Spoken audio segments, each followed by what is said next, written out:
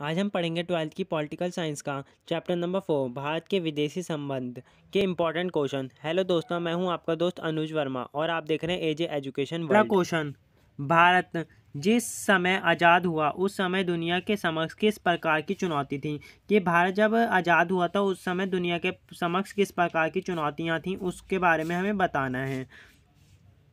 तो दुनिया दूसरे महायुद्ध की तबाही से अभी बाहर निकली थी।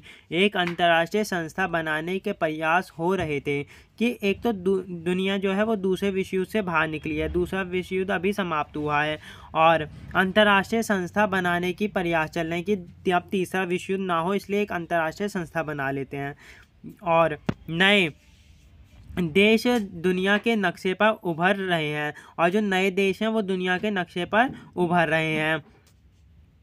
इसके सामने इसके सामने से मतलब है भारत के सामने लोकतंत्र कायम करने और अपनी जनता की भलाई करने की दोहरी चुनौती थी। कि भारत के सामने क्या थे कि लोकतंत्र भी कायम करना है तथा जनता के भलाई के लिए भी सोचना है, कि ये उसके पास दोहरी चुनौती थी। एक तो विश्व युद्ध समाप्त हुआ है और शीत युद्ध का आरंभ भी हो गया और जो वो है लोकतंत्र उसे भी कायम करना है, जनता की भलाई भी सोचनी है, तो ये सारी चुनौती उसके पास थी।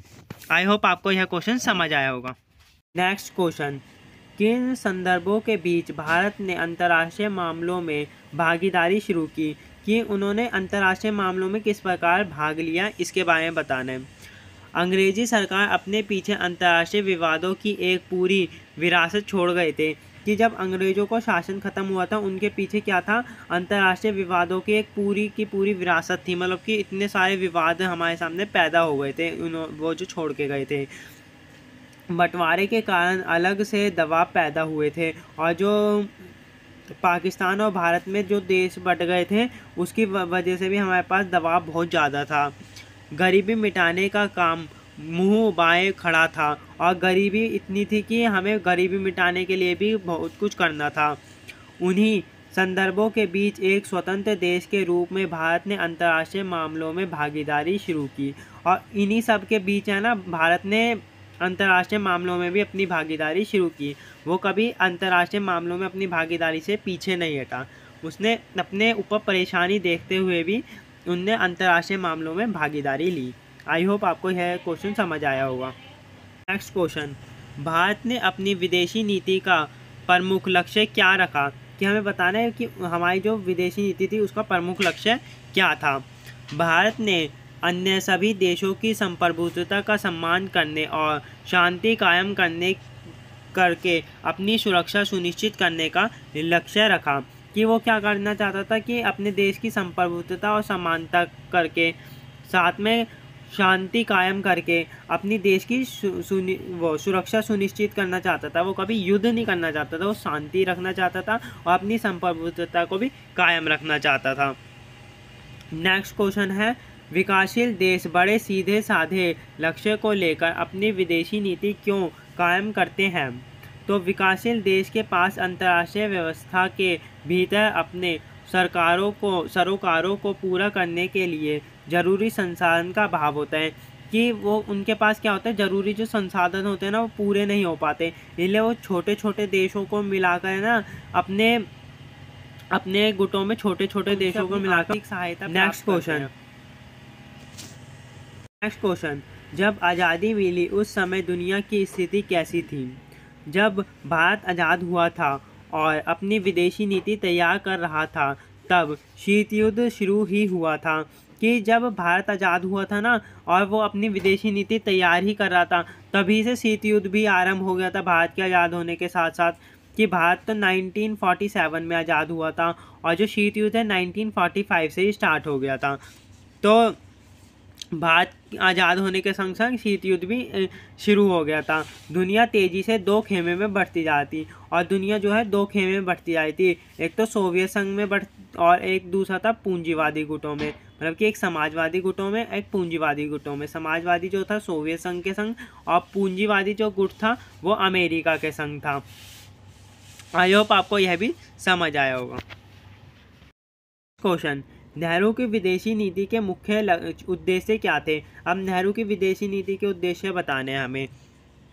नेहरू की विदेशी नीति के 3 उद्देश्य थे जो इस प्रकार हैं। कठिन संघर्ष से प्राप्त संप्रभुत्वता को बचाए रखना, कि जो हमने कठिन संघर्ष से अपनी संप्रभुत्वता को प्राप्त किया ना उसे भी बचाना है। क्षेत्रीय अखंडता को बनाए रखना, क्षेत्रीय अखंडता है उसको भी बनाए रखना है। तेजी से आर्थिक विकास भी करना है हमें। तो ये सब क्या थे, नेहरू के प्रमुख उद्देश्य थे कि उसे अपनी संप्रभुत्वता भी बचानी है, अखंडता भी बचानी है और आर्थिक विकास भी करना है देश का। तो ये नेहरू के प्रमुख उद्देश्य थे। क्वेश्चन, 1950 के दशक में भारत अमेरिका संबंध में खटास क्यों आई? तो अब मैंने बताया 1950 में भारत और अमेरिका संबंध में खटास क्यों आ गई, उनमें दूरियां क्यों पैदा हो गई भारत और अमेरिका में। भारत की गुटनिरपेक्षता की नीति के बावजूद पाकिस्तान अमेरिकी नेतृत्व वाले सैन्य संगठन में शामिल हो गया। जो पाकिस्तान था उनने क्या करा, वो अमेरिका के संग मिल गया और भारत ने गुटनिरपेक्षता नीति अपना रखी थी। इसके अतिरिक्त अमेरिका सोवियत संघ के भारत की बढ़ती मित्रता से भी नाराज था, कि अमेरिका इस बात से नाराज था कि जो सोवियत संघ से भारत की मित्रता बढ़ती जा रही थी ना, तो उसको लेके भी अमेरिका नाराज था कि वो भारत जो है वो हमारे संग क्यों नहीं आ रहा, वो सोवियत संघ के संग क्यों जा रहा है। तो इस बात से भी अमेरिका नाराज था कि वो हमारे संग क्यों नहीं आ रहा है और सोवियत संघ के संग क्यों जा रहा है। आई होप आपको यह क्वेश्चन समझ आया होगा। नेक्स्ट क्वेश्चन, ताशकंद समझौता क्या था? इस समझौते की मध्यस्थता किसके द्वारा की गई?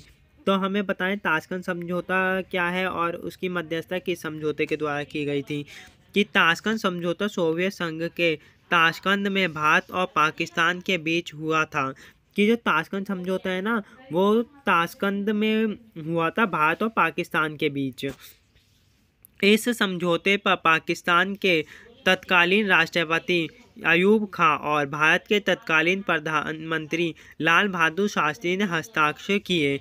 कि इसमें हस्ताक्षर किसने किए थे? कि पाकिस्तान के जो राष्ट्रपति थे अयूब खां, उन्होंने हस्ताक्षर किए थे और भारत के जो तत्कालीन प्रधानमंत्री थे लाल बहादुर शास्त्री, उन्होंने इस पर हस्ताक्षर किए थे। इस समझौते की मध्यस्थता सोवियत संघ के तत्कालीन प्रधानमंत्री अलकसी कोसिंगन द्वारा की गई। तो इसकी जो सोवियत संघ के मध्यस्थता किसने की? सोवियत संघ के जो तत्कालीन प्रधानमंत्री थे ना, अलकसी कोसिंगन, उन्होंने की थी इसकी मध्यस्थता मतलब समझौता इन्होंने करवाया था। आई होप आपको यह भी क्वेश्चन समझ आया होगा। नेक्स्ट क्वेश्चन, बाहरी दुनिया के से भारत का आर्थिक लेन देन क्यों सीमित रहा? कि हमें बताने की जो बाहरी दुनिया है उससे भारत का जो लेन देन है वो सीमित ही क्यों रहा।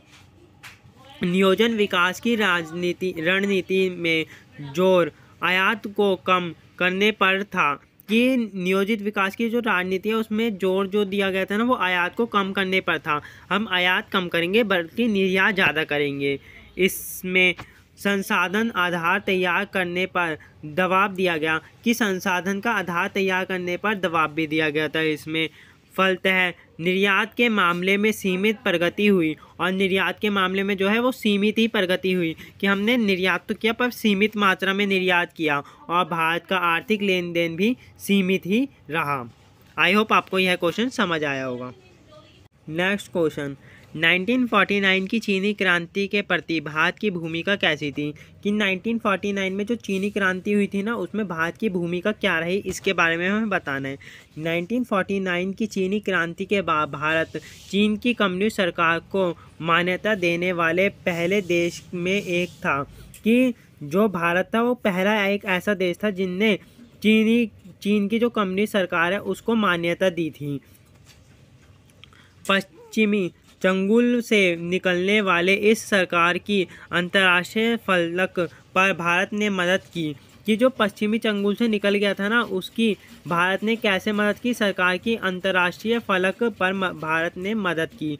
कि इन्होंने अपना सहारा लगाकर मतलब कि अपना समर्थन देकर इन्होंने चीन की मदद की ताकि वो पश्चिमी जो वो है पश्चिमी चंगुल है उससे निकल सके और अपना एक नया कम्युनिस्ट सरकार को स्थापित कर सके। तो इसमें जो भारत है उसने इस चीन की मदद की थी। आई होप आपको यह भी क्वेश्चन समझ आया होगा।